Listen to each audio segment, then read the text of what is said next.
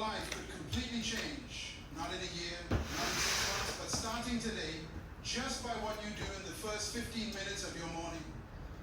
The key to unlocking your next level isn't buried in some far-off breakthrough, but in the quiet, sacred space of your morning routine. Most people underestimate the power of how they start their day. They roll out of bed, grab their phone, scroll through chaos, and then wonder why the rest of their day feels out of control. But those who rise with purpose, with intention, with discipline, they tap into something far greater. They take command of the day before the day commands them. Think about Jesus, the Son of God, walking with full authority, still saw the value in beginning his day in solitude. Mark 1:35 says, very early in the morning, while it was still dark, Jesus got up, left the house, and went off to a solitary place where he prayed. He didn't rush into the noise. He started with alignment with the Father, with purpose, with clarity. Or look at David. He declared in Psalm 5:3, in the morning, O Lord, you hear my voice. In the morning, I lay my requests before you and wait expectantly. Hello, my name is Adam Ferrari, the Chief Executive Officer of Phoenix Energy. I look forward to you joining us at our next investor webinar, where you can drill deeper into our 9 to 13% annual interest rate. These were not just random spiritual habits. These were intentional practices that shaped their victories. And maybe you've been praying for change, asking God to shift your life, open doors, heal wounds, bring clarity. But could it be that he's waiting for you to shift your mornings first? This is the day the Lord has made.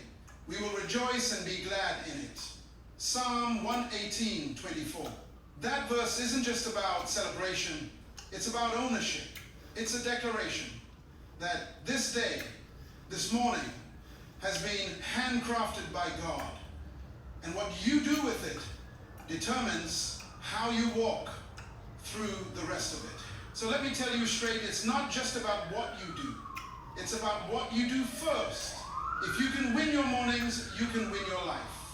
If you can master your focus before the world demands your attention, you can live in peace, purpose, and power. The real transformation starts before the sun fully rises, when heaven is still whispering and your spirit is still listening. Let's talk about what you must begin doing every morning, starting now, if you truly want to change your life. Join me. Let's explore the biblical foundation of why mornings matter. Have you ever considered that your entire life could begin to shift by simply changing the first 15 minutes of your day? Because for most of us, the way we start our morning is just a blur. Hit the snooze button, check the phone, rush into chaos. But what if I told you that heaven has always intended your mornings to be sacred ground? What if those first few moments were never meant to be spent in distraction, but in divine alignment? What if your transformation, your healing, your clarity, your breakthrough was never far off, but just waiting on you to show up early enough to receive it?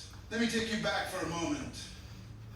Imagine the stillness of the morning before the noise of the world sets in. This is the moment Jesus chose. Not midday, not after his schedule calmed down, but early. In the book of Mark, chapter 1, verse 35, it says, very early in the morning, while it was still dark, Jesus got up, left the house, and went off to a solitary place where he prayed. Why would the Son of God, perfect, powerful, and all-knowing, need to wake up early to seek the Father? Because he understood that power comes from presence. He understood that how you begin sets the tone for how you live. Now, let's look at David, the shepherd boy turned king. This was a man who fought lions, defeated giants, led nations. And yet in all his strength and success, he writes in Psalm chapter 63, verse 1, O God, you are my God. Early will I seek you. My soul thirsts for you. My flesh longs for you in a dry and thirsty land. You can feel the hunger in his voice. He wasn't casual about mornings. He was desperate for them. Because David knew that before he faced enemies, he needed to face his God. Before he gave commands, he needed to receive instruction. And Abraham, the father of faith, he didn't delay when God called him. In Genesis chapter 22, verse 3, it says, early the next morning, Abraham got up and loaded his donkey. This wasn't a lazy obedience. This was immediate morning obedience. Why? Because the morning was when faith took form. The moment God speaks and you act before the world tries to talk you out of it, that's where real power. California homeowners, if your house was built before 2019, I want to buy your house right now, as is, no matter what condition it's in. And not only do I want to buy your house, but I want to give you cash for it in as little as 14 days. Oh. Power lives. Furthermore, God himself established mornings as sacred. He wired creation with a rhythm that he sets every day. Lamentations chapter 3 verses 22 to 23 remind us, because of the Lord's great love, we are not consumed, for his compassions never fail. They are new every morning. Great is your faithfulness. Did you catch that? Every morning you have the opportunity to rise, not in yesterday's failures, but in today's fresh grace. That's not coincidence. That's design. God designed mornings to be your moment of renewal. Moreover, there's something deeply spiritual about what you do first. In Scripture, first fruits were always considered holy. The firstborn, the first harvest, the first offering, all carried a weight that mattered. Why? Because what comes first declares what matters most.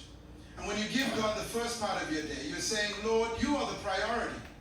You come before the pressure, before the emails, before the deadlines, before my own thoughts even have a chance to mislead me. Consequently, if your day is off track, maybe it's because your mornings are misplaced. If your thoughts feel scattered, your confidence shaken, your peace stolen, it may be that you're stepping into the day without being spiritually dressed for it. You wouldn't walk into a battlefield without armor.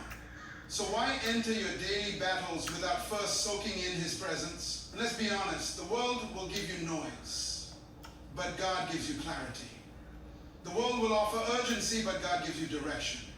The world will stress you into hustle, but God invites you into peace. And you get to decide which voice you'll tune into first. That decision, made consistently every morning, has the power to change the entire trajectory of your life. So let me ask again, what are you doing in the first 15 minutes of your morning? Because your answer may just be the reason your life feels stuck or the reason it starts moving. The heroes of faith didn't wait for the perfect schedule. They carved out time. They sacrificed sleep. They chose mornings not because it was convenient, but because it was consecrated.